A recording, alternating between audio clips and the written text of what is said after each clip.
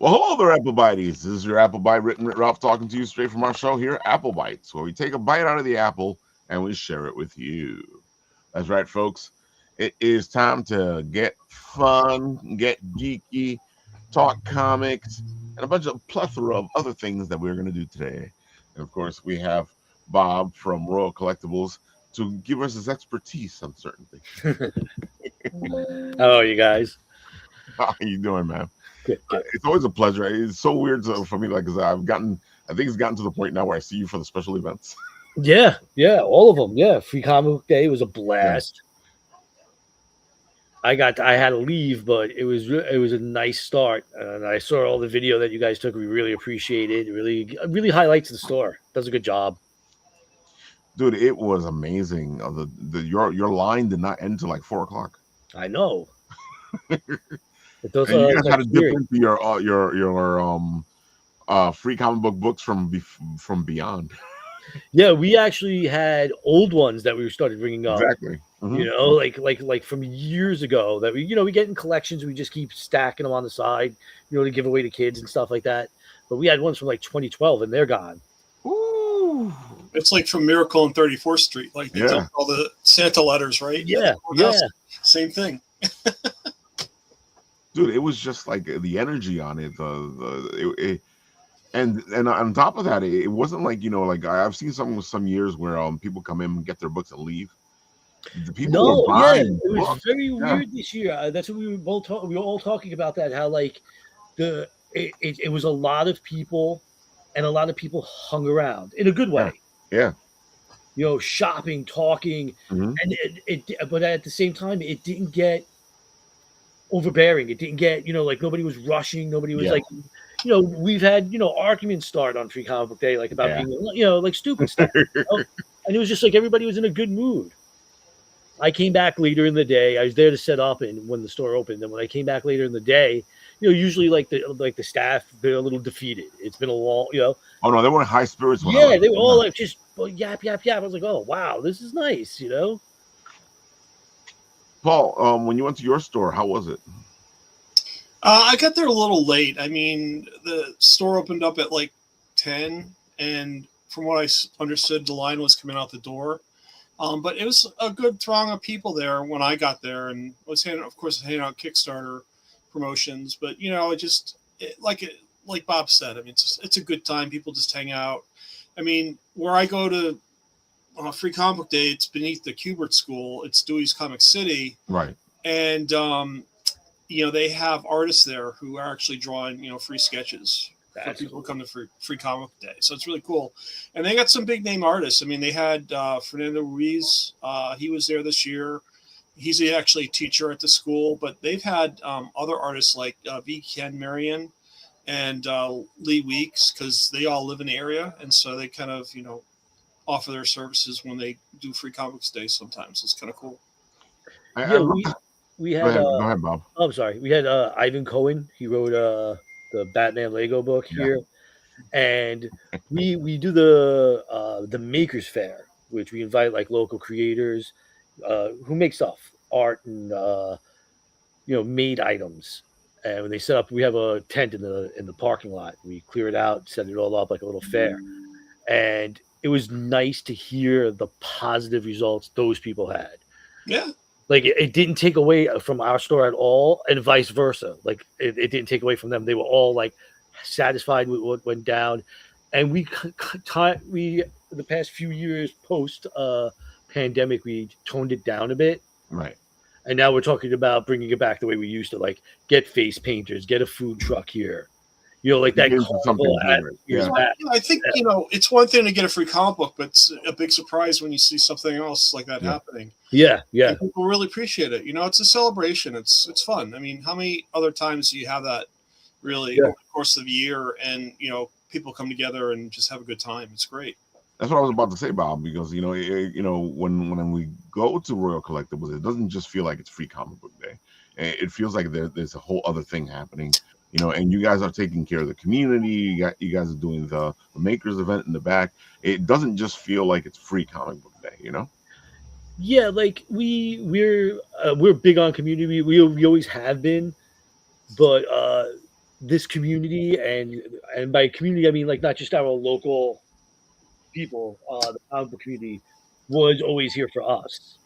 So it's like it's a good payback if we could find a way to help the community. We have the Forest Hills itself does a community day. We always participate.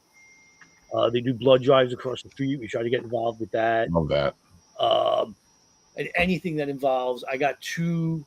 We're having a field day. A field trip is coming to the school. A school's field trip. Love that. And then I've been asked to be a guest at a comic book club at a junior high school.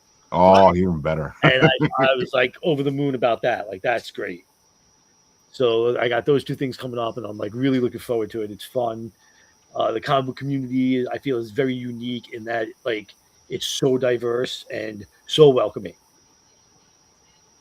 But I feel like it's one of the things that comic stores need to do is they need, you can't be what we used to be, which is like, oh, it's a comic store, and then they didn't care about anything else.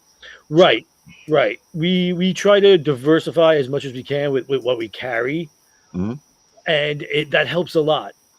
Different things bring in different people bring in other different people, and like word spreads. So someone stops in and they just ask if we have a magnet. Yeah, we have magnets right there for your fridge. If we have keychains, we're lucky we're on a corner.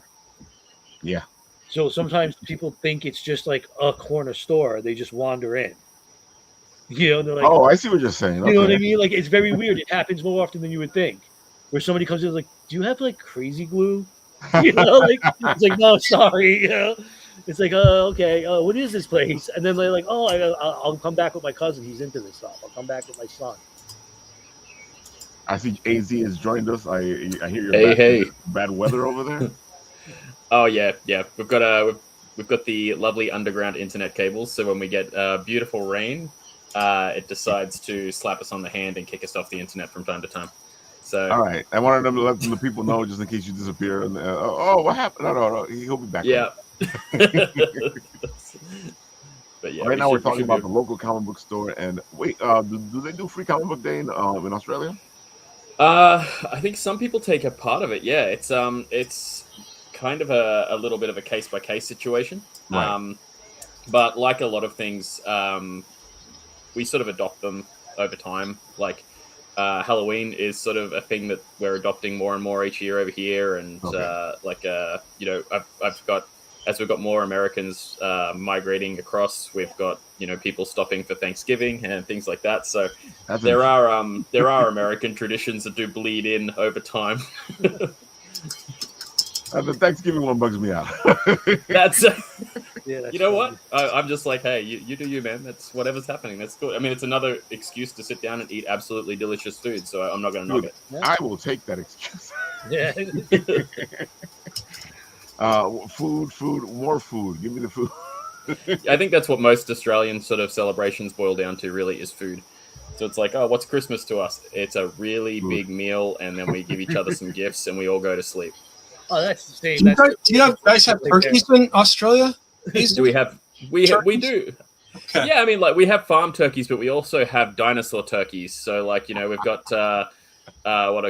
we've got cassowaries, which are these giant turkeys with these huge big bones on the top of their head and giant big claws, and they live in our suburbs. Just like dinosaurs are just outside our doors, just nesting in our yards. That's just kind of how it goes.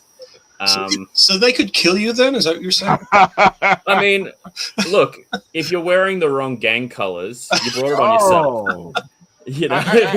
I deal with that already. I don't need to deal with if you're wearing anti-cassowary colors and you look at them the wrong way.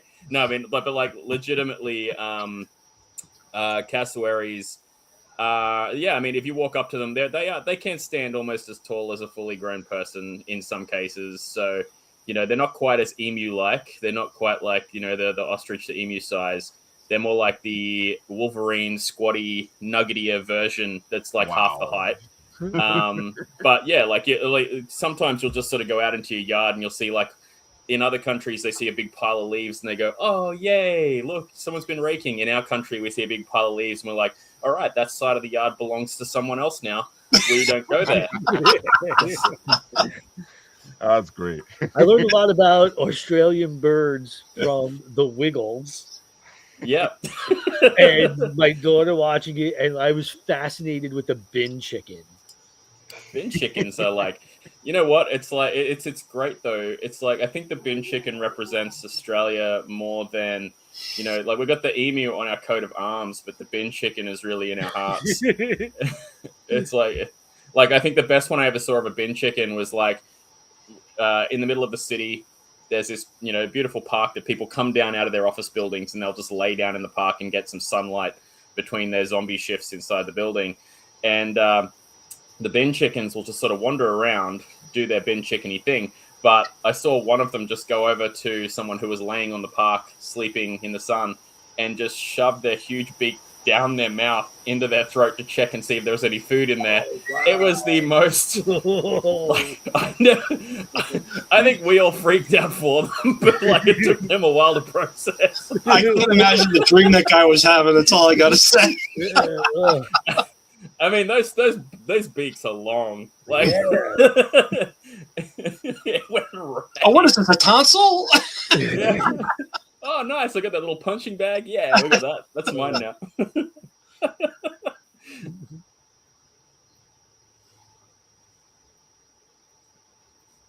Can't hear you, buddy. Yeah. Oh, there we go. Sorry, somebody was talking to me. That says a lot. That's all good. Yeah, Oh, no, man. it's bin chickens are pretty hectic. I think the most notorious ones though are magpies. They're the most notorious birds. They're very they basically look like they're sort of similar family shape to like what I guess you guys would have as crows and things like that. They sort of look very similar to the corvid family, but they've got like a lot of white patches all over them, and they are like if you ever hear like when like I hear them all the time when any time that an American film studio wants something to sound like it's like a foreign place with dinosaurs or stuff like that, they'll put these like magpies kind of in the background. I'm like, that's a magpie, not a dinosaur. But it's basically this great bird that like sounds beautiful, sounds amazing, but then the moment that they start nesting, they turn into like these kamikaze dive bombers that like will stick their beak into anything that is near their nest, and they'll just fly down and smack them as hard as can. And a lot of the time they'll knock themselves out or really badly injure themselves. So they will draw a huge amount of blood on people. And so, yeah, like they're the ones that like, you know, we've got these tall birds that could rip you open. We've got, you know, all these different sort of violent birds, but like those ones are the ones that like will chase you down if you're on a bike or anything. So we sort of, but the little trick that a lot of people see is if they see them in the neighborhood, you know, before it gets to breeding season, you just sort of deliberately try to start feeding them. So it's like kind of bribing them into friendship. It's like, please, when you see me, don't attack me. I'm your friend, I swear. And so it's and again, it is another mob situation. So it's like we're paying off the guys for protection, so that we can take our morning, you know, mental health walk without getting assaulted. So yeah, that's pretty much Australian wildlife. It's really just like this trade-off of, you know, let me bribe you with something. Please don't like destroy me. Well, I want to go down the rabbit hole a little bit more about international wildlife. Do you guys have pigeons? Yeah, yeah. I mean, the sky rats are everywhere, aren't they? I've never been to Australia, so I'm trying to get a good semblance of, you know, exactly what I'm in store for when I do go someday. So. Yeah, we have these. I actually, the only broken bone I ever had is because of a breed of pigeon.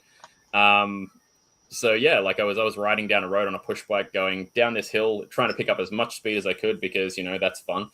And I got hit in the head by our native pigeon, and it took me out and split my elbow like in half. And that was yeah, still to this day, it's like, you know, if I say the first part of the story, yeah, man, I was riding a bike, came off, broke my elbow. They're like, oh, cool, man, motorcycle accident. I'm like, no, actually, I was riding a push bike way too fast and got hit in the face with a pigeon. It's like the less fascinating version of like, you know, Fabio being hit in the face with a swan. It's like, but I think I'm not a Fabio, so I only get delegated pigeon because I'm a pigeon face. So it's Pigeon Face.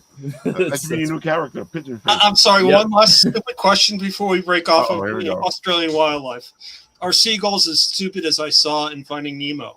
Oh. Yeah, that's absolutely seagulls here. That's actually probably the most accurate description of seagulls that I think they've managed to capture. Seagulls will, like, you know, we've got all these beautiful beaches with beautiful cafes, and you can just sit down there and, you know, like, enjoy a nice meal. But, you know, again, like I was saying, you got to bribe everything with food and, for, you know, like, promise of friendship. Otherwise, they will just gang up on you and take everything that you own.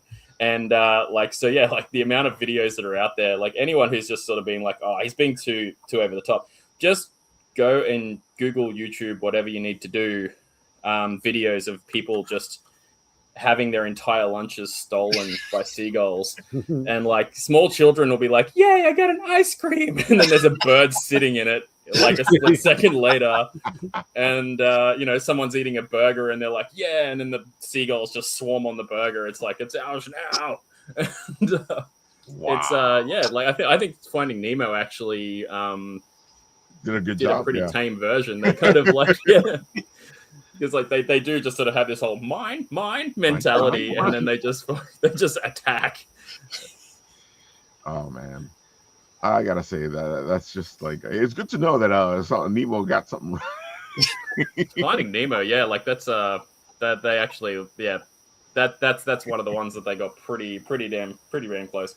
And I think they, even Bruce the shark, I think they had a really funny take on Bruce, because you know, there is this kind of love-hate relationship where we're like, we know they're kind of like giant big puppy dogs, but they're giant big puppy dogs that, you know, test us with their teeth and they can rip us to pieces. And it's like, so the whole like fish are friends, not food. And it's like, well, that's what we're trying to sort of constantly be told. It's like, you know, sharks are not, you know, sharks are friendly. That's okay. So it's sort of a take on the way that we get told to reprogram how we see sharks, because for a long time we had this whole like, they're monsters of the deep and blah blah blah, and then it's like, all right, we killed too many of them, now we're swarming with jellyfish and all these other things that the predators kept in check. We've got to kind of reframe ourselves. So seeing Bruce the shark reframing himself was, I think, kind of a dig on how Australians have to reshape themselves about sharks. So there's a bit of a probably one that kind of goes over most people's heads, but you know, it is a funny little nod to like how we had to reprogram ourselves about sharks. And still, you won't catch me swimming with them. That is not something they're not a friend I'm looking to pay off with a chomp out of my leg. I'll give a chip to a seagull. I'm not giving a toe to a shark. That's just not what I'm doing. Wait, we don't want to do that. Bob, I gotta say, like, speaking of dying out, a lot of comic book stores started to disappear. You know, and I thought it had stopped. I thought the comic stores had like reached a plateau, but they're still disappearing. You know, there was 2 or 3 the past couple of months that just closed down. How are you guys staying ahead of that? Because the more I go to your store, the more I see that sense that you're talking about with the community and the people coming in, and there's more to your store than meets the eye. I think with us, it's from the beginning part of our store. I mean, I wasn't here from the very beginning. You know, my boss was my brother-in-law. Mm-hmm. I think what it is we constantly had to shift on our feet to stay afloat. Right. So there's always something new, whatever like comics dip, something picks up, you know, or there's a trend that like you got to hop on. You know, some of them last, you know, like say like Funko Pops, you know, like a lot of stores just outright refuse to carry them, get involved with them at all. I've seen that. You know, we got involved early. I don't like them at all. I wish they weren't in the store. I mean, I'm glad people like them. I'm glad we sell them. They're not my thing. But it became so successful. How do you not?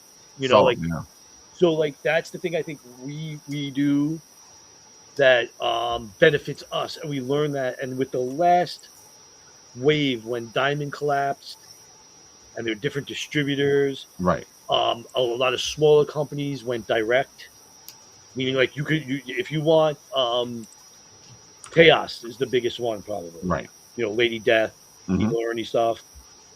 If you want those comics in a comic book store, you have to buy them directly from Chaos.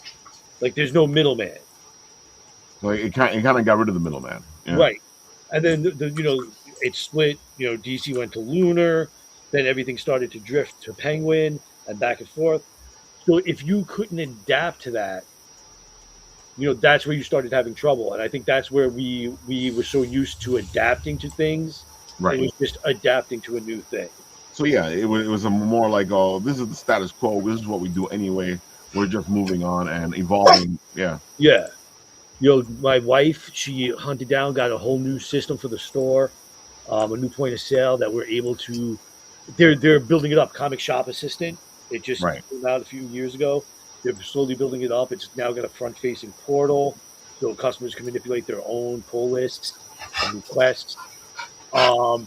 Bringing that in enabled us to work with multiple distributors, whereas previously with Diamond, there was one distributor, one system. So now without Diamond, Diamond was linked to that system. Right. So without Diamond, that system was kind of useless. So we had to get a whole new system, but find one that was capable of supporting our needs. And we found a great one, and it's working great. So yeah, and again, I feel like most stores, I think they wait till the possible last minute to do things, because I've seen a couple of stores now with Diamond falling apart where they still haven't moved into the next thing, and they're kind of stuck in this limbo. Yeah, I think it was a case of I don't think it's going to happen. Everything's going to go back to normal kind of mentality, and it didn't. Yeah. It did not at all. It didn't. And opening up an account with any retailer is hard. It's not an easy process. You don't just call up and get an account with Penguin. You don't just call up and get an account with Lunar. Right. There's a lot of paperwork involved. There's a lot of back and forth. And if you're not prepared to do that, it's like going to the DMV. Some people could go get the right forms, get everything done, and get out. And some people are just like, I don't know why I'm here or what I'm doing. So if you were in that category where you were just like, well, I'm not going to try to move forward, you're gonna fall behind. Right. And you got to have the right people with you. If you can't do it, you have to have a good team. Yeah. And I've seen a couple of these comic stores where they don't really have a team. Either it's the owner by himself. I mean, he might have some workers, but they're just workers. Right. We try. I mean, we are a family business, so a lot of it's family, but it's family that are fans as well. Right. So we each have our own specialty, I would say, and that lets us split our focus more. Whereas I know there's places that they hire. I'm trying not to say derogatorily, but they hire anyone. Meaning, if the person just, here's my resume, they don't even like comics. They don't. Right. They just need a job, which is fine. But like in that, you're not going to get that personal. Exactly. It's the same as like I'll use Home Depot as an example. You could go to a plumbing supply place, tell the guy behind the counter, "Hey, I want this and this," and you'll get it. Yeah. Or you could go to Home Depot and ask 5 different people, and they'll be like, plumbing is aisle 12. I think the other guy knows this. I think knows, I've seen that. So I've dealt with that has a lot to do. Like if you're hiring fans, if you're hiring somebody who's excited to be here and work, it helps your company way more than hiring someone who isn't.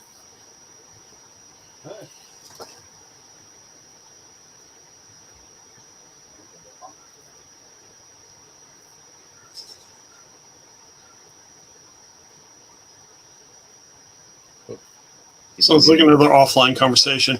So, Bob, do you see, in terms of you guys do different events like game trading and card trading, stuff like that? Do you do like Magic and all that kind of good stuff? Yeah, we have a separate store.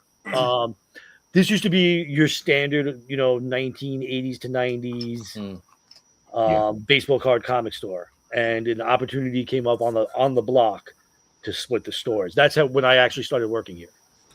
So all the sports and entertainment stuff went to the other store, and the comics and like sci-fi statue toy stuff stayed here.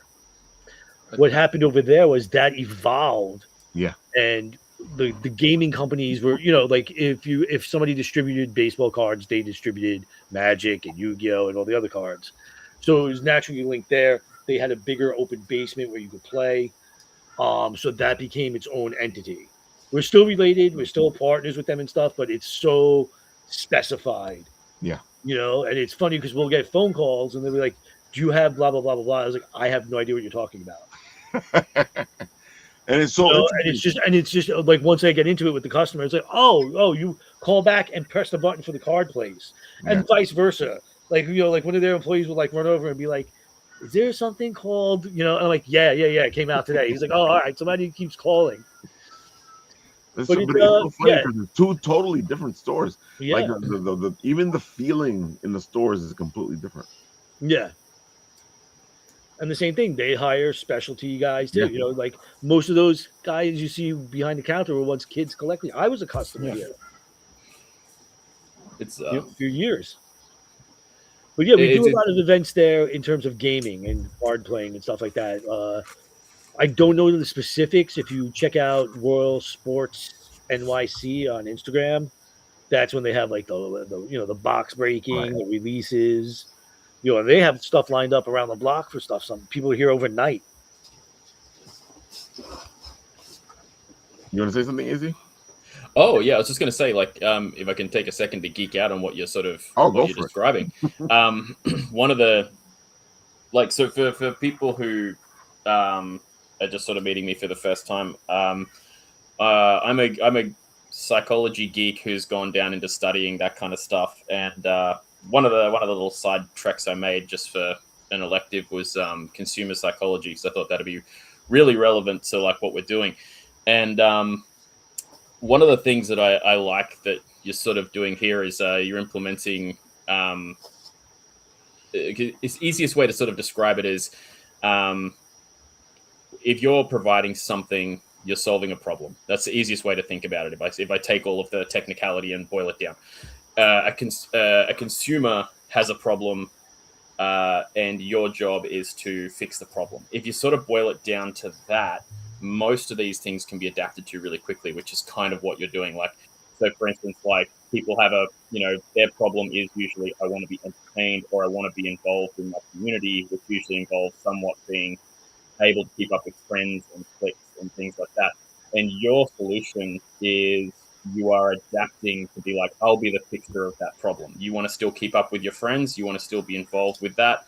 I'm going to be the person who shifts and changes what we have here so that you can keep up with your friends and be involved with those cliques as they evolve. And because every age group as they grow up has a different thing. Like I had Voltron, the next generation had Power Rangers, and then it's like, so you have to be able to kind of be like, all right, well, we're going to get on board with Power Rangers when they come up, and then sort of shift and evolve. And so like it's really, I personally geek out and find it really cool to see how like different corners kind of manage to juggle that, because the problems are always different for every single industry.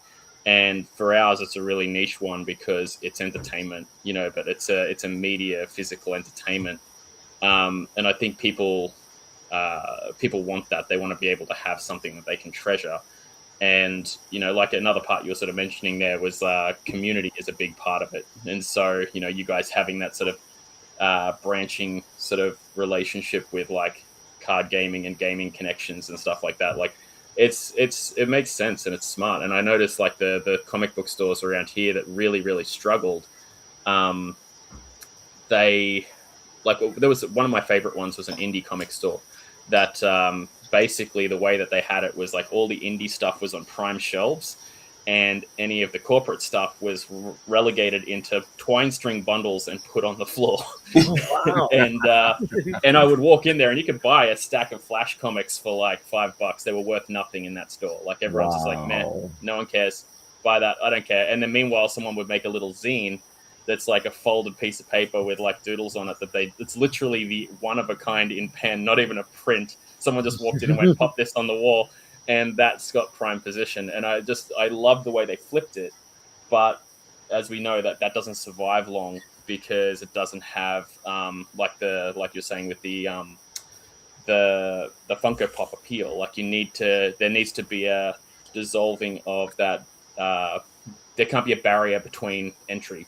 Like there has to be like a point where people can just like, there's no barrier. And like, I think a lot of people put that barrier up where it's like, okay, like we want this exclusivity. We want to have this really sort of in, prestige about it. But at a certain point, you got to understand, like if you put too much of a barrier of entry, then people can't come in and discover everything else as well. So you got to.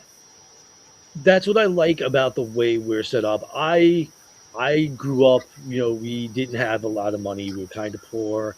Any little thing we went to get, like when I was a kid, like saving milk money, whatever, taking cans back to the store, things like that to save money to get comics. You don't forget that. And when I would come here when I was a kid and other comic stores, the ones that treated you nice, the ones that you, like you remember forever, you go back. And I like being able to do that to people. Absolutely. Like and being an influence where it's like, listen, you're cool here. It's nice here. Come back. Yeah. I have a problem, and I've been, whenever me and my wife go out of state or someplace, like we tend to find a comic book store, check it out, see if we can get any ideas, and I don't like snobby shops. Oh, I would 100% agree, but I think that's also like a part of the Australian blood. Like we very much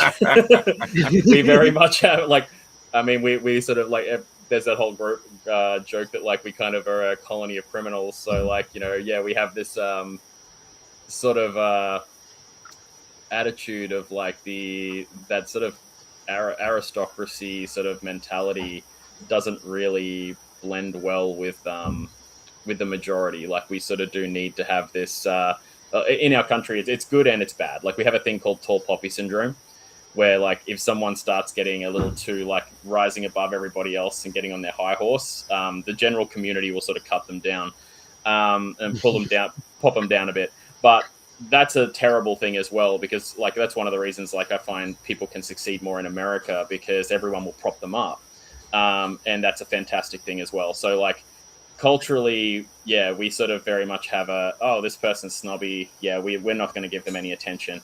But on the other hand, it does get the counterpoint of that is it is a lot harder to get your accolades and get yourself succeeding in a place like Australia, where that is a cultural norm. I can see that. Like here, we try to do both. We have, like I said, very high-end books, and that's the boss, Mike. That's what he's been doing for years, buying collections, sorting it through, CGC grading the high-end books, and he'll deal with that clientele with no problem.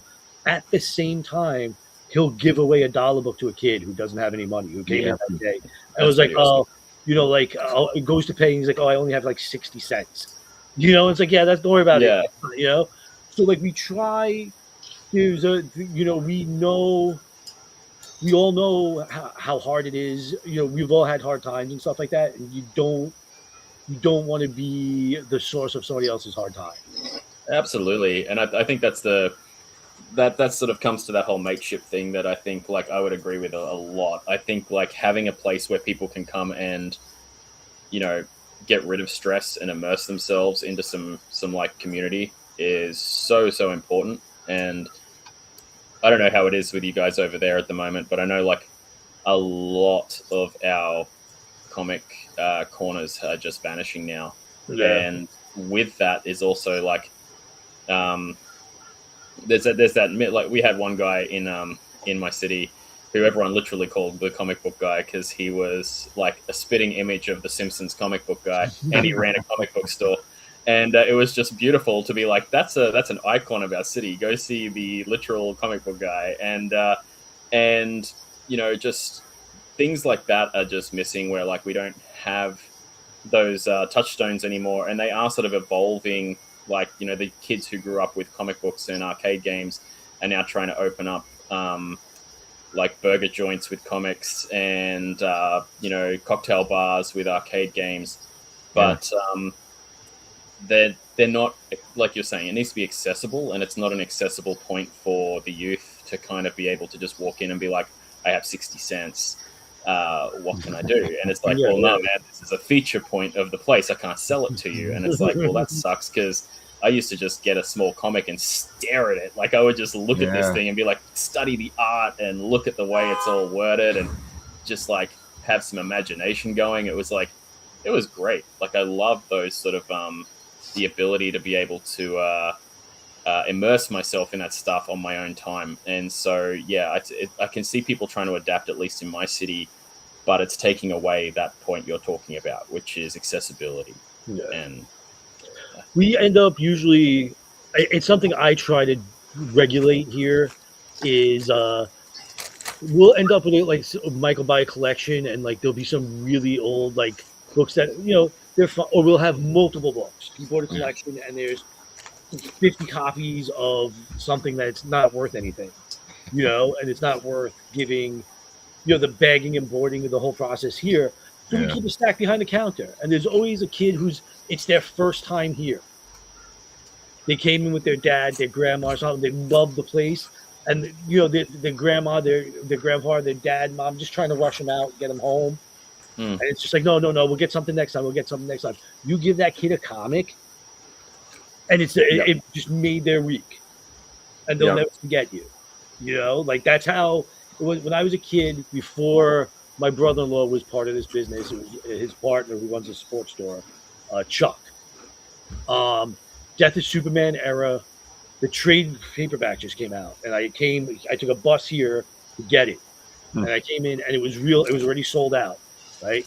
So I asked if they had it, and they had it, and it was a cover price of $4.95, right? And I brought $5 with me because I knew that. And Chuck was like, all right, it's like $10. I was like, what? He's like, yeah, the prices went up. I was like, oh, okay. I was like, I'll come back another time. And I was walking away, and he's like, hey, kid, and he can call me back. He's like, yeah, just take it. Don't worry about it. And he took the $5, and he was like, he didn't have to do that. No. That's what makes you guys. That's what makes you guys so excellent. The whole idea. Because that's how comic stores used to be. I've gotten a book or two free from the comic book store owner because I would buy a bunch of books, or I was just in there when because you would go to hang out at the comic book store, and you didn't have any money, and I've been there. Because I've gone to the comic store without money a couple times. Well, that's the thing. I think like. Go ahead. Oh no, sorry, Paul. You get Paul. Yeah, especially for the entry port. Buying an Absolute Batman now is what, $5. I mean, when I was a kid, it was 20 cents. It's like no thinking about it. You just did it. But now $5 is like, okay, what am I buying here? Do I really want to buy it? Find something else might be better. So it's a big scrutiny now. Yeah, absolutely. And like when I was like I'm a wonderfully late stage adult diagnosed ADHD person. So I look back. Yeah, I think so many of us are, man. I was just going to say, comic book stores were one of the, there were places that I look back on now and I realize they were forests of dopamine.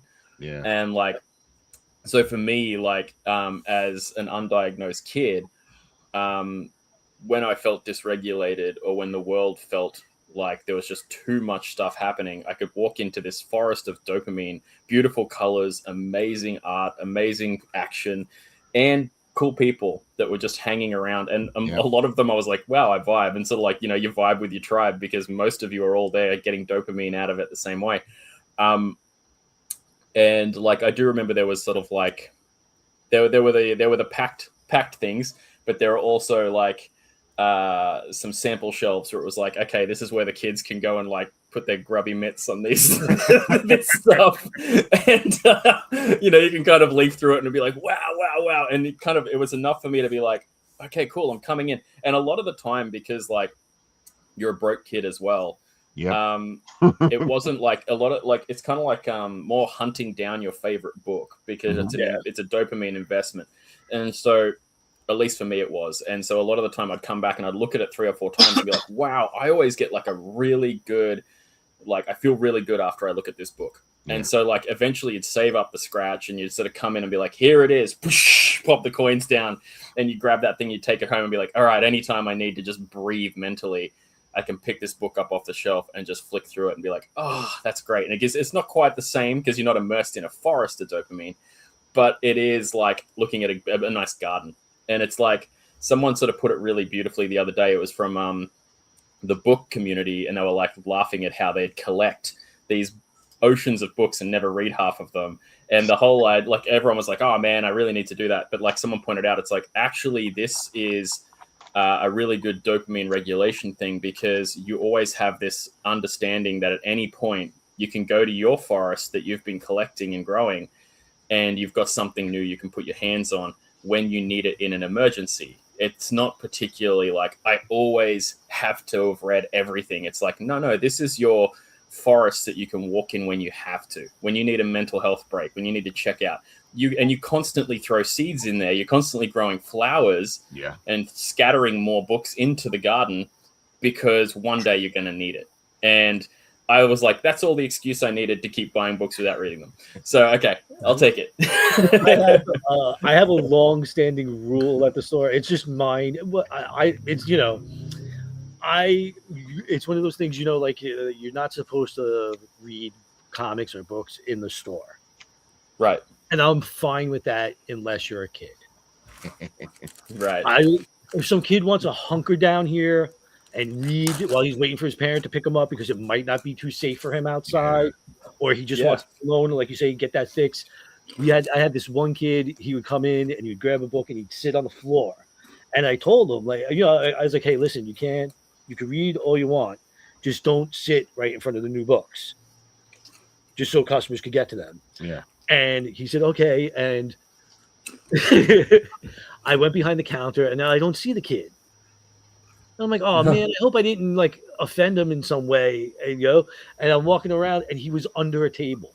Oh man. And I put my head under the table and I was like, all right, like you can find a happy medium here, you know. He was out of the way. Yeah. I was like, yeah. But he's still now he was a tiny little kid, and now I think he's like almost 20, and he still comes in. Wow. And he sprouted up. He was like this little, like you could see, and now he's like a big dude, and he talks. You know, he's not shy anymore. He came out of his shell. But it's like you see that happen. You see that if you're in the business long enough, you see the effect you have on people. Yeah, and that's a life story for him too. That's so cool. Yeah, you know, like I'm sure he tells it. Yeah, you know, like he's a really cool kid. The other thing, like you know, kids don't understand tax. Yeah, and I don't think they should have to. I agree. So I let that slide a lot. It's so, you know, we have a slush fund. You know, I'll, you know, throw in, you know, but it's like it's one of those things. It's like it's hard. But any adult who comes in and is just like, oh, what do you mean there's tax? It's like, well, you live in the world. You're an adult. To wander into like pizzerias and like Kmart and stuff like that and say the same thing. Like, this is a store. We collect tax like everybody else. A 9-year-old boy who got like $3 from grandma, and he's getting a $2.99 book, and it comes to $3.24. And that look of sadness that comes over their face, where they're like, I only have $3. Yep. Mm-hmm. You know, like, I can explain commerce and justify it to that kid. It's like, yo, the $3 is fine. Don't worry about it. Yeah. There's certain things that I don't understand why they have tax. It doesn't make any sense. The comic book industry is very strange. New books are periodicals. Right. So if it's out this week, it's a periodical as a newspaper is or a magazine. Right. And there's no tax. There's no tax. Right. As soon as you bag and board it and put it in the back, it is now a collectible. That's because it's a product now. It's not a newspaper. It's not a periodical. So it's very, it's very weird. Okay, my inner Australian, I'm sure. Okay, I'm not representing my country well right now, because I'm just sitting there looking at this going like, what? Okay. Damn taxes. I don't run a comic book store, so this could quite possibly be something that they also have there as well, because we have we have our taxes obviously, but we have like a goods and services tax, like 10% thing that just sort of gets added onto everything. So with that did have, I remember a long time ago, it did have a lot of variation, and then it just sort of crept into everything. And so now it's everywhere. I think a lot of people now just grow up with they just sort of roll it into the price now, where it's just like, oh yeah, like this is there. But I've noticed they've started pulling it out of the price since we've started doing electronic. So it used to just be rolled into the main price tag for a while there because we did cash, and now that we're all electronic, you'll sort of see they'll be like, oh no, it's this much, and then you go to pay, and it's like plus service fees, plus GST, and plus this and plus that, and it's all on the back end after you've swiped the card. And you're like, oh, okay. So I guess it does happen. It's just out of sight, out of mind. A little bit, people. We do have we get a lot of tourists and foreigners in. We aren't like we're near 2 airports. Yeah. So like if you are staying in Queens and you Google for comic shops, we're very close to both airports and a lot of hotels. So we do get a lot, and like it's something they always like. Some of them start to understand, and a lot of them think like we're ripping them off. You know, it's like, oh no, it's it's priced on the cover $14.99. You know, you bring it to the counter, there's a little bit of tax. It's like whoa, but it says $14.99. What are you trying to do here? Yeah. Oh no, it's you know, and then they get it. Most of the time, it's not a problem, but it is something that's not universally known. Yeah, it's a bit like to sort of. Like it's getting a bit more like that here. Like I was saying, things sort of bleed into here, but we've got. I know in a lot of the colony countries, generally speaking, they would just sort of slap the whole thing onto one label and just be like, "If you don't have this much, too bad, get out." It's like that's it. So there was sort of a So I know, like with a lot of the American structure, it's one of the ones that sort of does raise questions a bit because it is a totally separate thing. But again, like there's also differences between like England and Australia, New Zealand, you know, England, Canada. So even the colony countries, like, you know, we do have differences in ourselves as well. So like, you know, we might sort of be like initially like, huh? And then we'll just kind of be like, well, you know, we're weird too. So, you know, we're weird too. We have our own flavor of strange. So we're not going to like question it too much. I gotta say, it's always interesting, and I had a feeling that if we went in the direction of talking about comic book stores and the industry, that we probably wouldn't get to the whole absolute stuff of it. But I didn't mind because I figure I can get Bob to come back and we can talk absolute. Yeah. No, I mean, I'm a DC guy. I like everything, but I evolved to really enjoy what DC does with their characters. Yeah. And Absolute Universe was when they first were talking about it. I was like, like it's just another Elseworlds. And then the way it was story driven, the whole concept of it really hooked me. And I could see why it's doing so well. But like, yeah, I'd love to do we could do a whole show. Oh, definitely. We are having Bob back, and we're gonna do a whole Absolute show. I had a whole panel ready, but things happened. People couldn't show up. But we're gonna put it all back together. I'm gonna go all absolute, and we're gonna have a big absolute discussion. Absolutely. That sounds absolutely fantastic. Absolutely. Right now, AZ, why don't you tell the people the beautiful stuff? Because I was just looking at this, and it looks beautiful. Look at this thing, folks. He's at 15,000.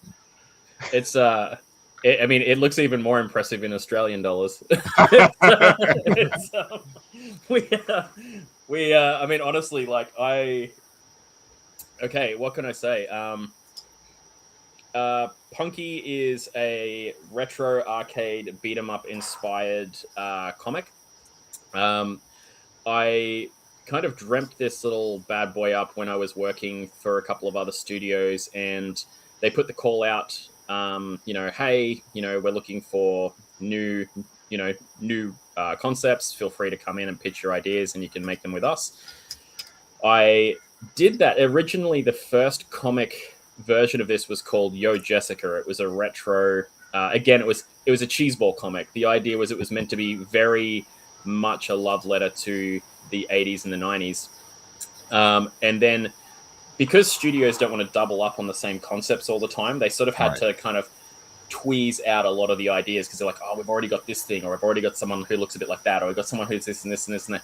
And then by the time they'd sort of pulled it all apart, it really helped my brain to kind of just be like, all right, well, without that, what could it be? And then once that happened, I kind of had this divine inspiration slap me in the brain, and I went, oh, nope. I pulled the whole thing back, ran back off, and went, I have to write this, because like I couldn't. Firstly, the idea that I came up with was too bombastic and a little bit too off the wall for the studios that I was pitching to. And then I just realized, no, I got to take the risk myself if it's going to happen, and it's got to be something that has that just absolutely cornball cheesy action, way over the top of the 80s and 90s kind of movies era pop stuff, and then put it in the story. And so basically, this all does sort of linchpin onto a much bigger, more serious universe B plot that is running through all of the comics that I'm creating. Right. And the idea is that each of these characters are kind of encountering this big B plot in their own way and in their own kind of theme and vibe and flavor. Punky kind of gives us a flash of like what's happening when they encounter the B plot back in this retro era. And there's this big looming, like, to give you guys a bit of an insider scoop, you'll sort of notice this crystal keeps turning up throughout a lot of them. There is a theme running through all of the comics with this crystal. Whenever you see pink turning up inside the comics, any of them, something is happening in relation to the B plot. So for all of the readers who are little Easter egg hunters, go chase the pink throughout my books and you'll start figuring it out. So this is not a drug-induced, type I didn't say it's not, but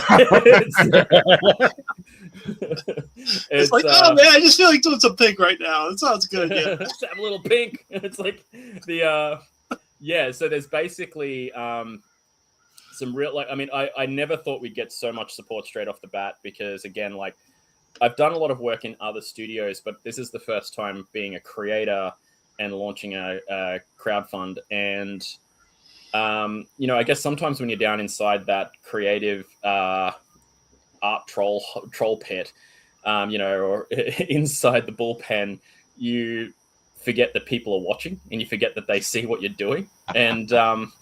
And then so suddenly turning around and being like, oh yeah, now I'm creating something. And there was this really amazing swell at the start that just sort of pushed us into, the front pages. We got to #1 on Kickstarter for a while there, which was just, I'm sitting there with my jaw on the floor going, what's happening? Like, I'm just, there's 37,000 other projects. How did I get here? And then, we got this, we are sort of like looking at the last 60 odd hours now of the campaign. With Kickstarter's recent policy shifts, we're still sort of sitting there in limbo going like, I mean, we might make it, we might not. I'm pretty sure we are inside their policy guidelines, but at the same time, they sort of randomly changed it to be like, oh no, we can absolutely knock you down just for like having censorship bars over anything. Wow. Or, if something looks a little too violent, we can kick your entire policy. And so, we are sort of looking at it going like, well, if we didn't make it, it was still a fun ride, and we'll still definitely pivot and relaunch somewhere because the interest is there. But I mean, obviously, I didn't even think about all that. I forgot that they did all those new things recently and changed things up. It doesn't make any sense to me. And I know they like to like, well, this is the rule now. I'm like, but it wasn't the rule before. It wasn't the rule when we set it up, and that's what's sort of that's the anxiety-inducing part.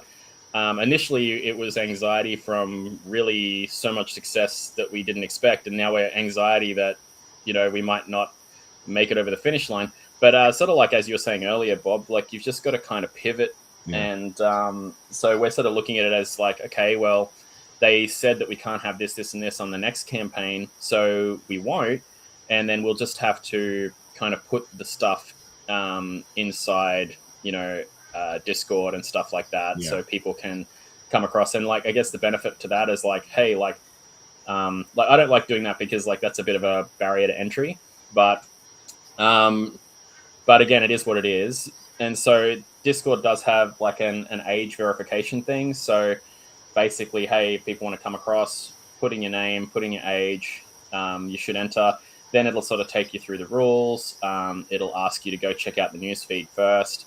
You go comment on a bunch of stuff. Once you'll sort of notice in the top left hand, it'll sort of tick off a few things. It'll be like 1 of 1, 2 of 1, or 1 of 4, 2 of 4, 3 of 4. And once you've reached 4 of 4 things that you've ticked off, it'll then pop open the cover review page, and you can go have a look at the covers. And so if anyone from their editing group does come in, they'll have to be pretty ambitious and sort of chase through 5 different things to do before they get to see uncensored pages.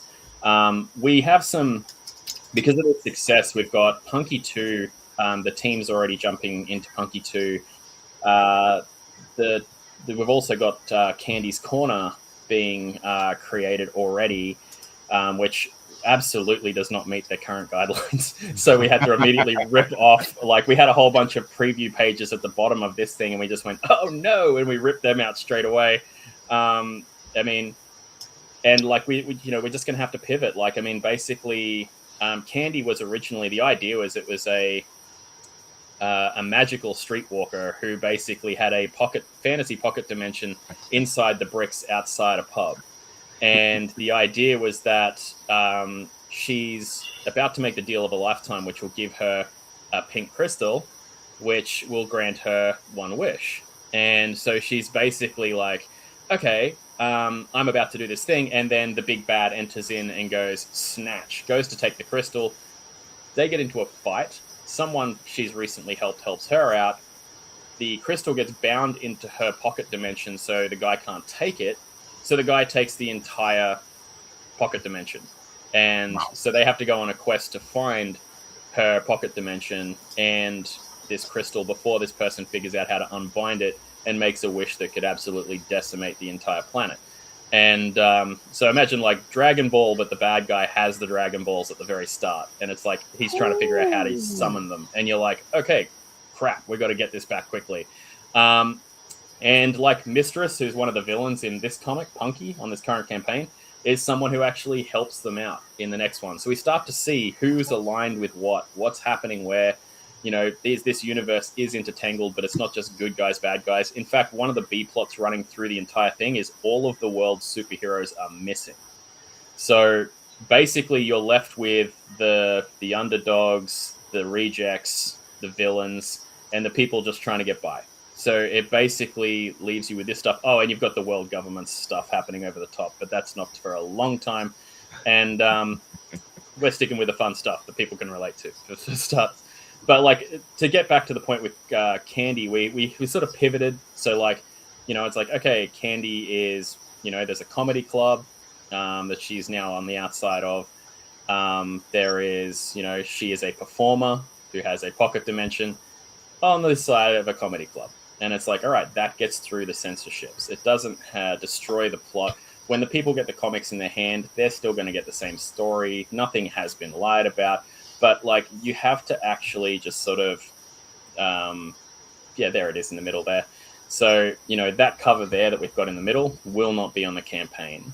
So, one of the ways that people are doing it now is they're just doing snatch bars instead of like the entire covers. So you'll basically take like a vertical caption point and be like, hey, like here's a different name cover. Like, we're using star covers and royal covers. So basically, hey, if people want to see the difference between a star cover and a royal cover, they've got to head over to the Discord and see it. This will impact profits, obviously, but at the same time, it's more important for us that we get the project out, that we get over a certain amount in general, so that we can keep the wheels moving, keep the artists paid, keep the lights on. As much as we'd love to be like making top tier profits and stuff, it is a barrier to entry. So we do know it is going to stop certain people from just walking in and buying and grabbing on impulse. But that's the nature of the beast that we're working in. So, we just got to kind of adapt and do the best we can. Yeah. After that, like the one hitting now, because you're only 4 away from 300. Yeah, it's crazy. Like, I mean, I honestly didn't expect. I think a lot of it has to do with the digital stuff as well. Right. Because again, it's sort of like I wanted to, you know, like you're saying, like when the kids walk in the door and they're just like, I've got this much money, and it's like, well, what's the most I can give you?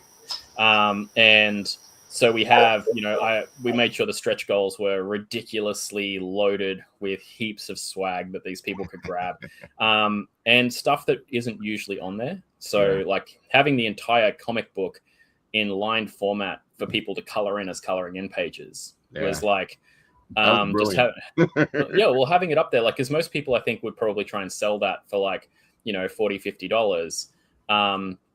But for us, it's like, well, no, like we're going to give that away. Like we're just going to say, like, it doesn't take much more effort for me to do that, because it's like, well, we've already got the line art. Like it's already there. You know, I could give, you know, I can just hand this over and be like, take this. It's just going to be transferred to you digitally.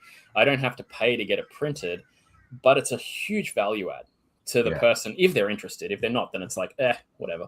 But if they're interested in just coloring in pages and being like, hey, I love this retro pop, I can put up Donnie and AZ's page next to me, and I can maybe train myself how to color like they do, or I can do it my own style and be like, what could it look like if I was that? And if I was doing my own version of my own colors on those lines. And to me, that was really important to me.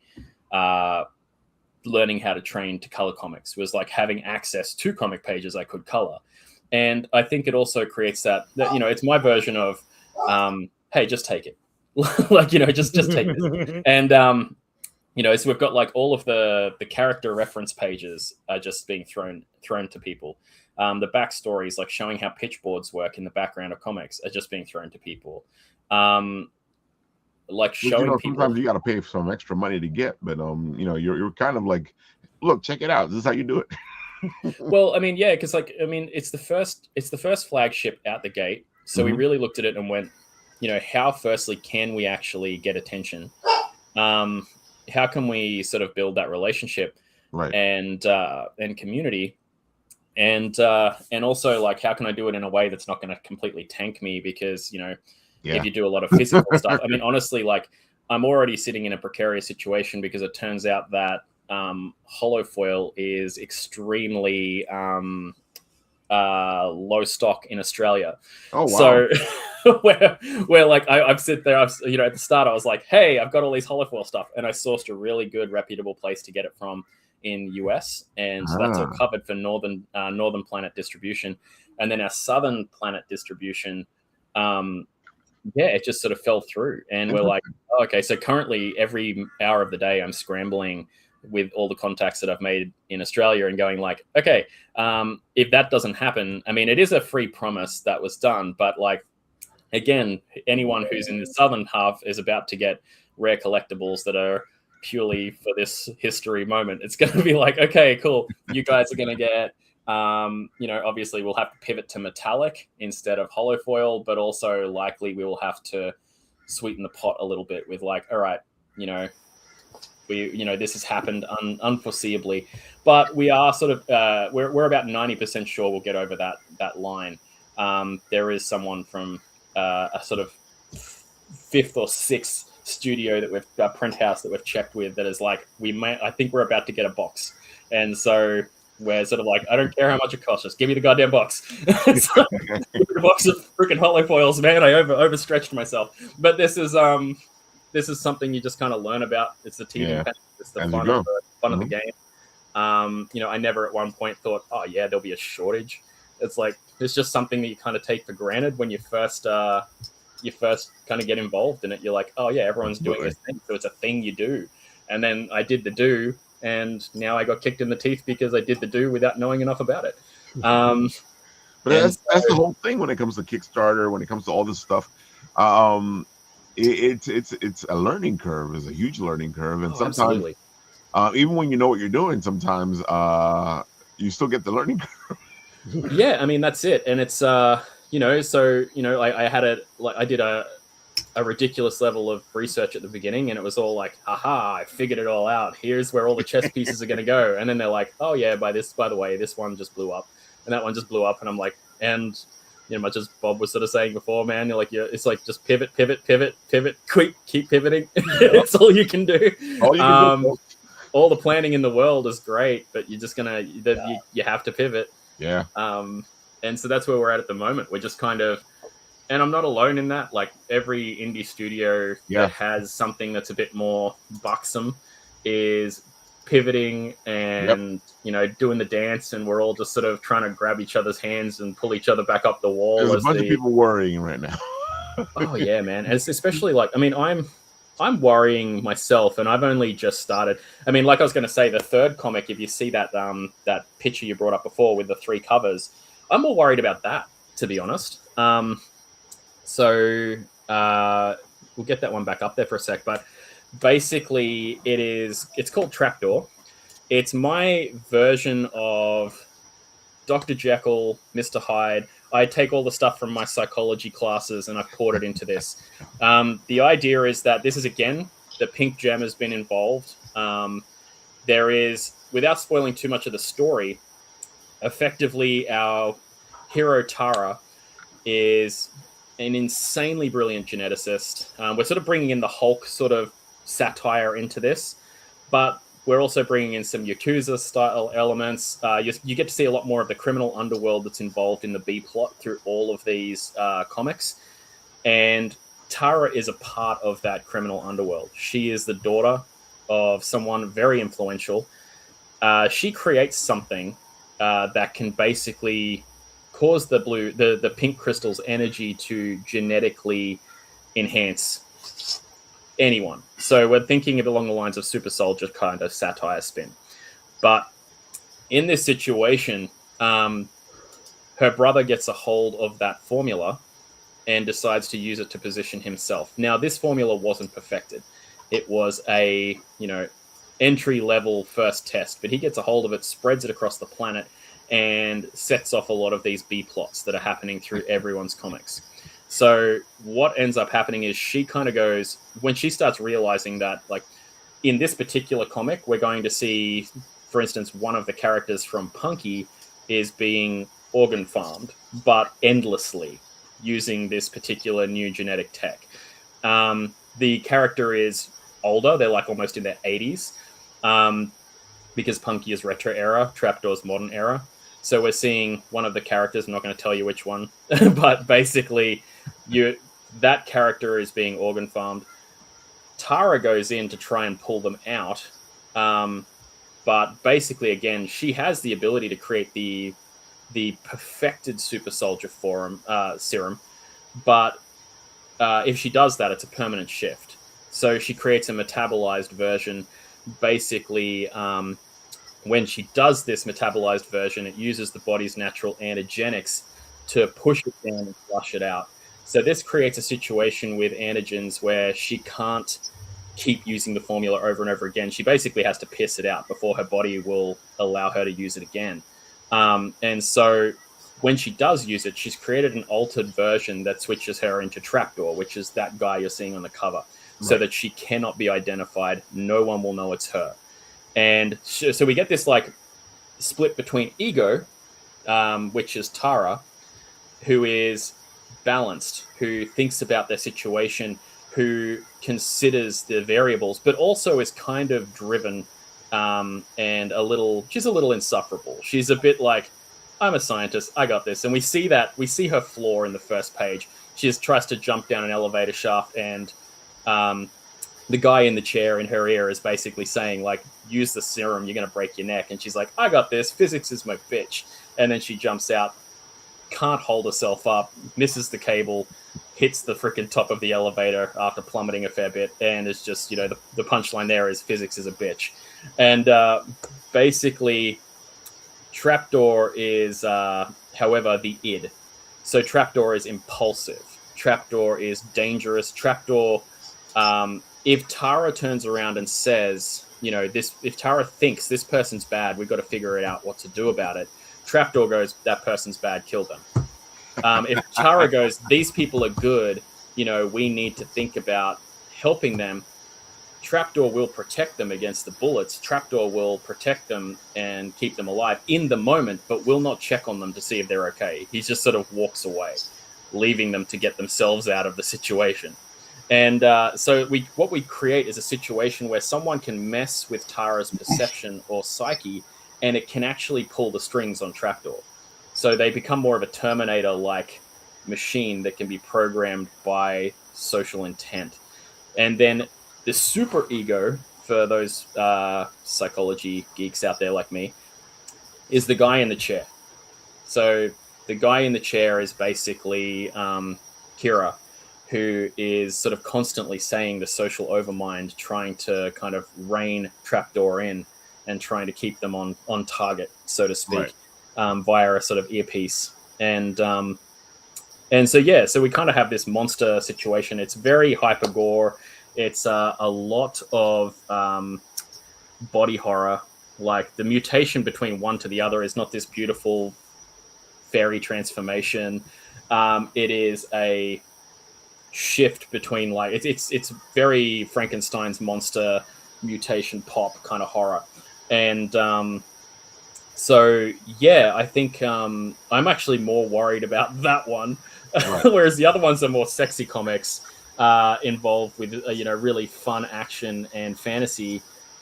Trapdoor has a lot more body horror, and there is some skin moments.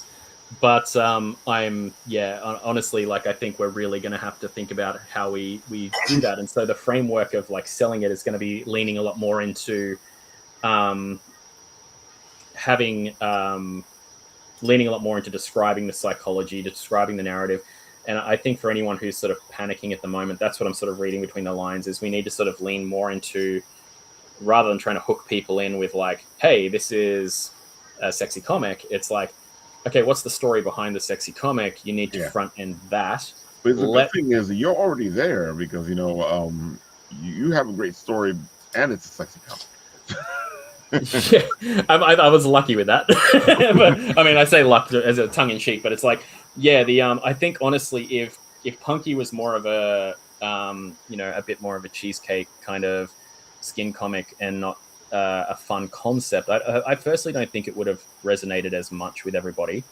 But I also don't think I would be floating still. I think I would have been nuked very quickly. Oh, definitely. And like, the outfit alone for Punky makes perfect sense for, it is a kickboxer instructor. Right. Like, this is what they are. The outfit is necessary, not gratuitous it is gratuitous when she turns around. You realize that, it's definitely, like, she makes fun of it herself. Like, she's like, what a day to have a wedgie. Like, this is terrible. But it's funny because you say that, and it's pretty much how things were in the 80s. Yeah. I mean, it was... All I can say is jeans were so uncomfortable back then. Like, oh my god, man, the amount of, like, chafe I would get inside my legs just from wearing a good pair of jeans. But, like, yeah, they were rough. Oh yeah, oh definitely. The 80s was an interesting time, and dude, just the fact that half the workout shows had the little kids watching the workout shows, and it wasn't to work out. Yeah, no, that was pretty much every morning. You'd wake up and you're like, okay, here's the kickbox class going off, and everyone's doing their aerobics, and you just, I think that's where a lot of us discovered ourselves as kids growing up, was just like, I have feelings now.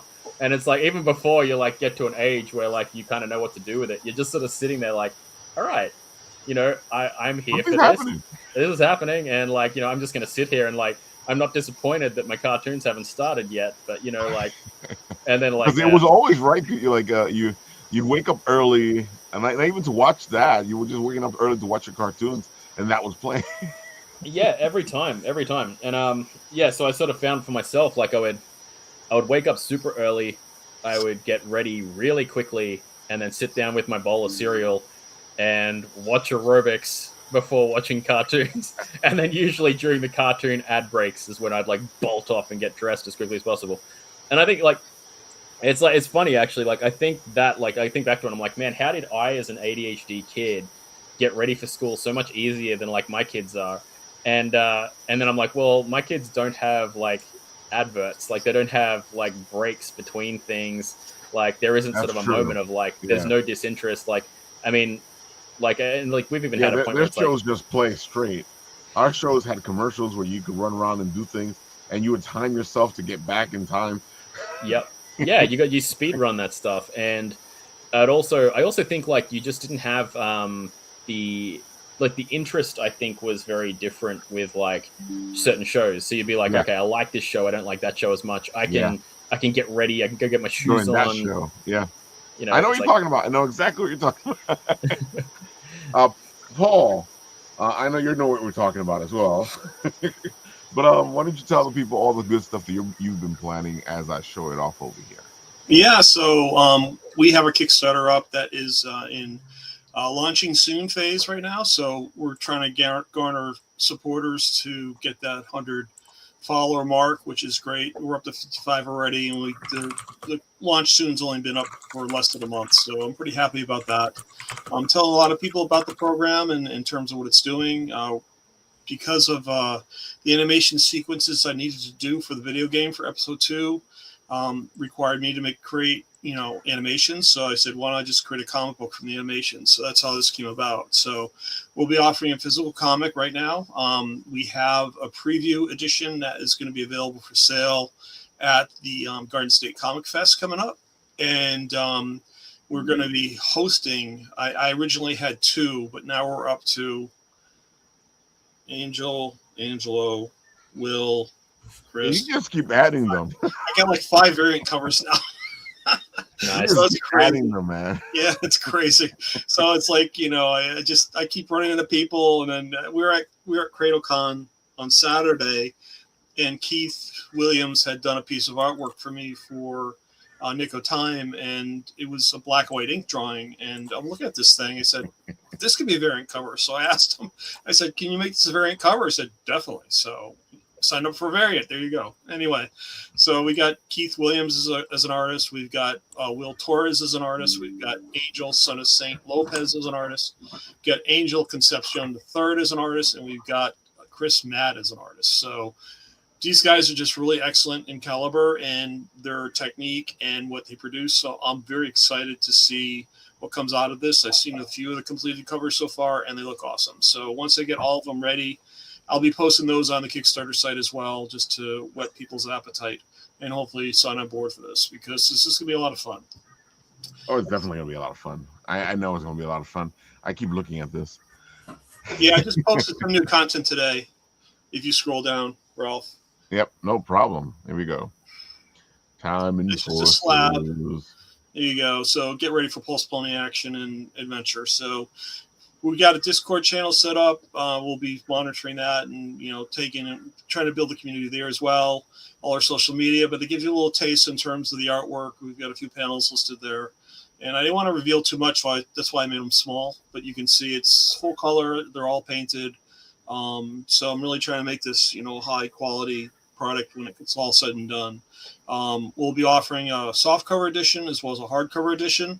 The hardcover will feature everyone, if not most of the commissions that I've gotten over the past year and a half from artists, and they'll be including their bio along with links to their social media sites, so you can see who interpreted the characters and see how they look. So I'm kind of excited about that too. So that'll be fun. Actually going to put in some extra puzzles into the hardcover edition. The softcover edition basically has 2 puzzles. One's a jumble, and then the other is a crossword puzzle. Of course, the jumble has 4 different or 5 different levels, easy to hard. So it's all about learning history and making it a challenge, and hopefully have some fun while you're doing it. I consider it kind of like the old highlights magazines when I went to the doctor's office as a kid. You read the comic, but then you start doing the puzzles in the back, kind of fun. So, dude, I love those things. Yeah.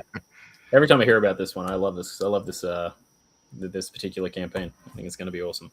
I apologize, AZ, man. I thought I backed your campaign earlier, but I realized I'm looking at my page like, what the F? I didn't do it yet. Hey, man, it might not be you, Paul, because I had an issue because of I think it's my card. It doesn't like this cover. I don't know. I mean, I put it up. I thought I backed it last time, but I'm just. That's all good. I mean, if anyone is going to back it, I'd probably say, hey, wait maybe 10 hours. There'll be a final 48-hour add-on popping up as well. You're just a tease.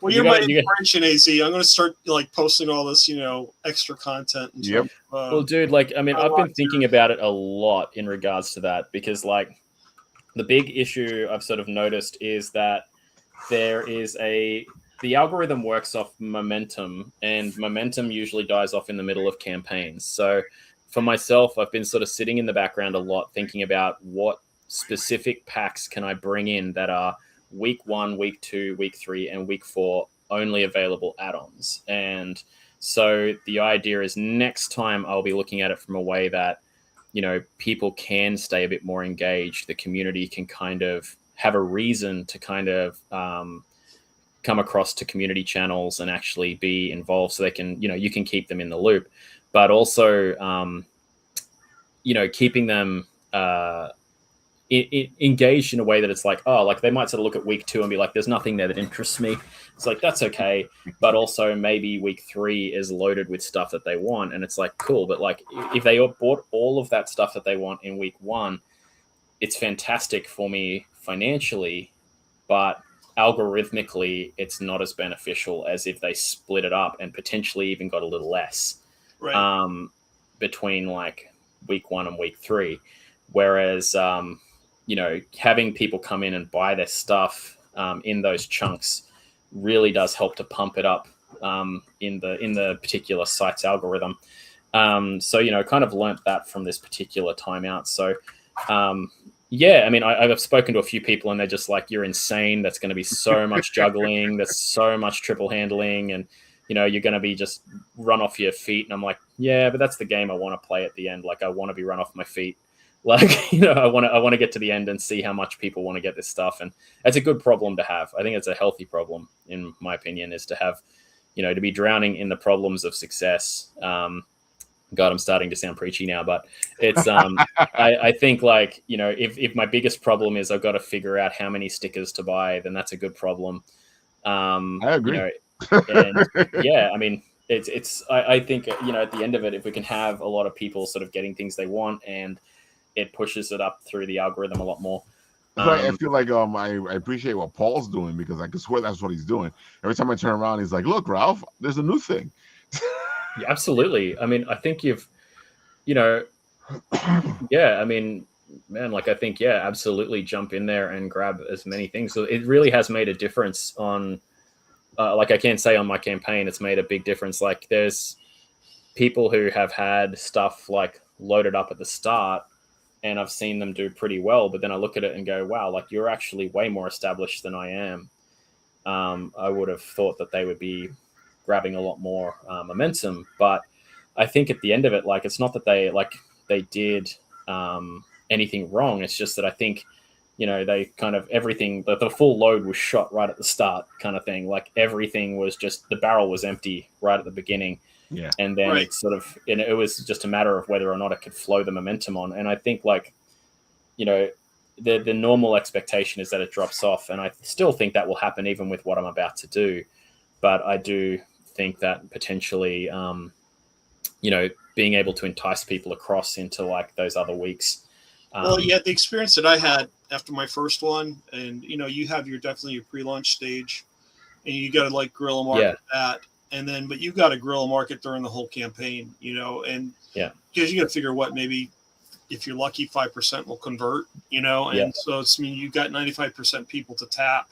And like you've been doing, which I found very intuitive as well as ingenious, was offering those, expanded tiers as you went, and just like, keep offering more free stuff. I mean, it sounds like it's mostly digital, which is fine. I think people appreciate digital content, and it doesn't really cost you a whole lot. It's more your time and effort as opposed to like have to print stuff. But, I think that's where people see an added bonus of doing things, and part of the things I was looking at was after the Kickstarter campaign is over, keeping people engaged with like offerings like every other month, just send them free stuff in their inbox. And that way I start to hopefully build up a community of followers based on that. Yeah. So, yeah. Like that's one of the things that I sort of like, even with the early bird special, the idea was like having someone come along in that first 48 hours if they join in and get that early bird special. The idea was that they would be then added into the Discord under a role that has, early bird backer, or basically or day one. So basically, day one backer is sort of a thing that's given. And the idea is that you can set up a room that is just for your day one backers. And basically you can have things like digital stickers, or here's a look into some concept stuff in the background of what's to come. Here's a sneak peek that no one else is getting access to. And you can put a little, if you want to tease the FOMO a little bit, you can put an update just sort of in your newsfeed saying hey, day one backers, please check your day one room, more stuff turning up. And, basically giving them access to things that, are meaningful to them, as that first particular group. And then hopefully, as it grows more and more, you get more people going oh, hey, next time when I want to see what's going on, I want to also be a part of this stuff. I want to get that free stuff, those free digital stickers, those free splash art pieces, design concept stuff, insight into what's happening. And, so you're not really just flooding everybody with everything all the time so much as these particular people are going to, because they hit on day one when you most need it. Definitely. You're constantly rewarding them. And then hopefully, we'll see how it goes, but hopefully the payoff is that they kind of go, hey, next time when there is a need for it, and your studio does need a call out for a day one surge for the algorithm, your people are kind of there. They know, they're thankful for it. And then the next group of people as well, who are well, actually, we would like to get in on that too. They know there's a big difference between joining on day one and joining on day 4. Yeah, now they have an incentive. Well, and, Yummy here says digital stuff is great for people who are trying to save money, don't have a lot of space, and or want to dabble into something to decide if they really want to collect it or not. Well, it's talking this over with you, AZ, is just it's fascinating, because I'm thinking almost like affiliate marketing. You have this room of early bird backers, right? But then continue the momentum. Maybe you offer incentives if they start flagging referrals for other backers. It's if that they tag in 3 or 4 other backers, and you can offer other incentives for them doing that. You know what I'm saying? So absolutely, yeah. There's some really good stuff on that line where I'm still trying to figure out how to mechanically do it in an easy flow on scale. Yeah. So one of the ones that I've had people mention to me a few times was having people buy in, they get the $1 buy-in sort of thing, in the pre-launch. So right. The launch people type thing, yeah. Yeah, and if anyone's got any ideas on how to mechanically make that happen smoothly, absolutely reach out, because there's I love being the guy that just gives people more and more free stuff. Or I have heard that with Kickstarter there is a way that you can set it up in, I think it's BackerKit. And then basically I think in BackerKit you can set up the $1 structure. And it's almost like having a whole second campaign once it goes into BackerKit. Well, that's what I was trying to figure out, because I had shown Ralph. Let me just show him really quick. Let me see him pull him up fast. Give me one sec. Because I was going to do a VIP incentive, right, for this. Yeah, we were just talking. He was just talking about it, which is funny from listening to you talk, AZ. Yeah, it's basically it's just trying to figure out, I think coming up with great incentives for people, and because I'm an artist myself, that's not really something that I struggle with too much, because I don't really need to hire someone else to do that part. So that's where so being the studio head of this particular studio and having that background is definitely an advantage, but I also still need to live in the world of reality with everybody else, where if this does get to scale, I need to make sure that I'm not sort of running around like a chicken with the head cut off, trying to balance everything when, it's it's almost like failing is less intimidating than really, really succeeding. Yeah. Because, failing, it's okay, cool, I can take a breath and start again. Whereas with really succeeding, it's well, I could really let people down now if I don't actually get my eyes on the. That sounds like a horror movie. Just saying it. Yeah, so it's definitely one of those ones where I'm okay, cool. I need to. That's where my obsession comes in with it, where I'm I have to make sure that this will go off without a hitch. like I don't want people sort of sitting in the background going like, oh man, like I took a chance on this guy and he just screwed me over. And it's like, well, that's my worst nightmare in the situation. So I really look at it and go, okay, like the $1 buy-ins, I love the idea of it. Right.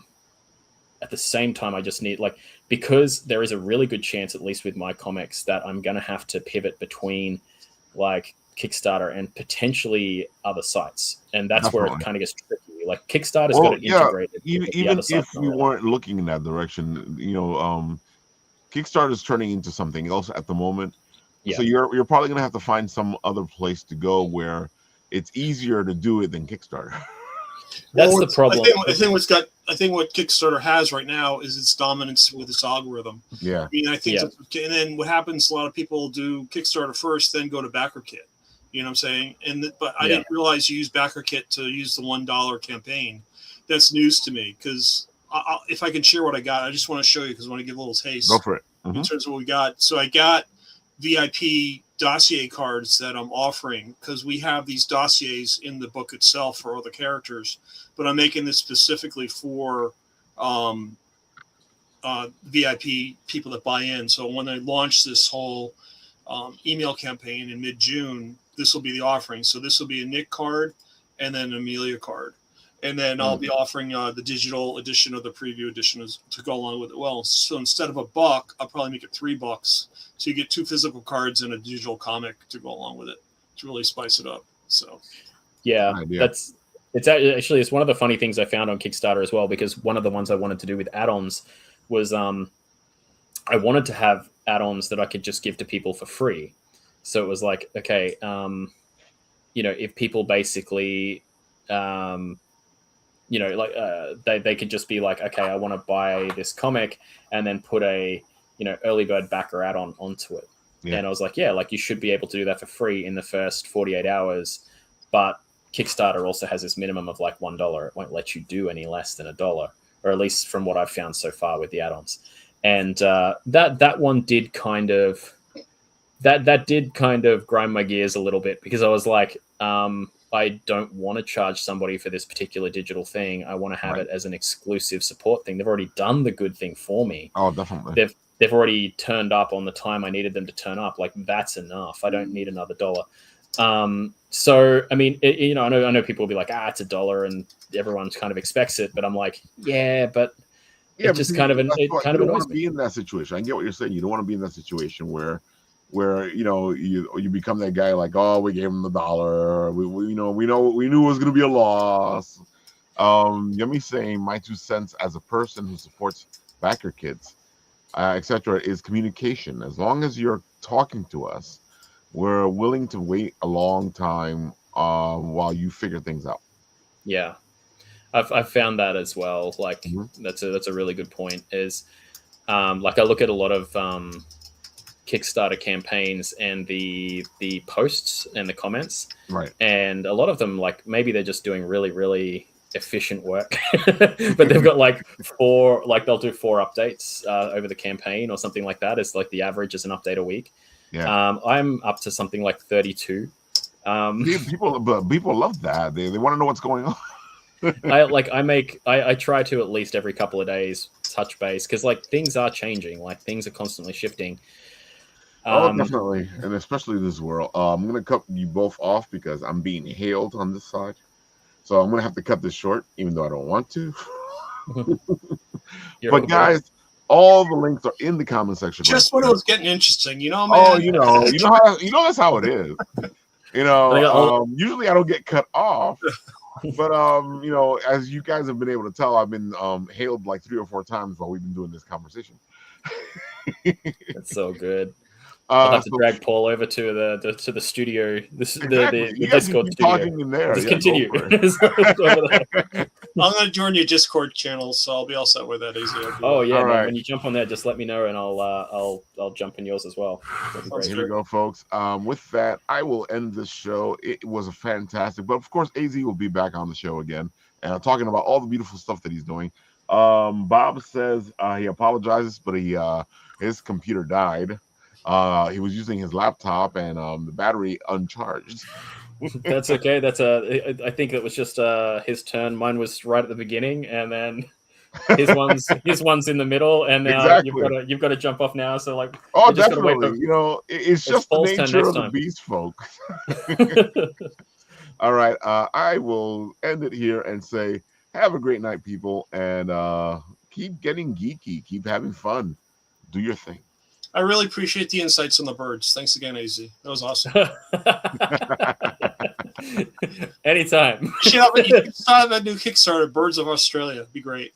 Oh man, I think that would get censored immediately. The brutality and violence. They sound really violent. All right, folks, we'll leave you there with the birds. See you guys later. Don't let them get you. Take care.